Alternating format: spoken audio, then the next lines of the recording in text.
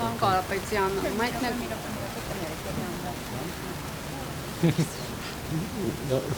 մենք նկատեցինք, որ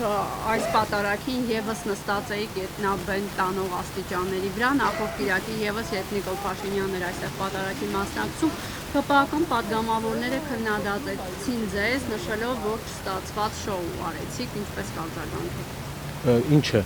որ մասը։ Որ եկել էիք նախորդ կիրակի պատարագին էիք մասնակցում, գետնաբեմ տանող աստիճաններին էիք նստել, ըստ էության նաև հավատավոր ժողովրդի մոտ չէիք կանգնած։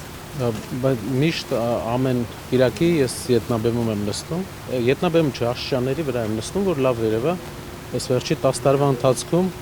ինչ-որ բան պետք է ասեն, դա են ասել, բայց ես ուրիշ բան կուզեի ասել, մարդկանց էմոցիաները դուք տեսաք, մի տեսակ շատ ոգևորիչ է, որ էլի համերաշխություն իջավ ժողովրդի վրա, համերաշխ մարդիկ եկան, պատարագին մասնակցեցին իրար հետ, առանց որևէ հակադրությունների, առանց պառակտման ու վեհապարի անունը տրվեց, ոնց որ միշտ մարդիկ իրենց համար ստացան ոգևոր սնունդ։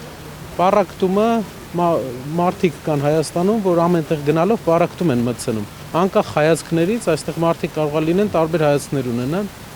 եկան իրենց համար հոգևոր սնունդը ստացան եւ գնում են իրենց գործերով։ Ինչու է պետք ամեն տեղ հակադրություններ ստեղծել, ես չեմ հասկանում։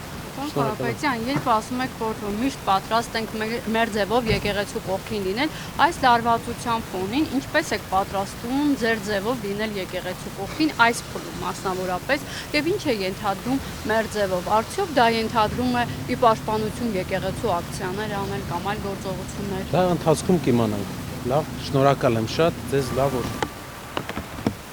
Լարված է։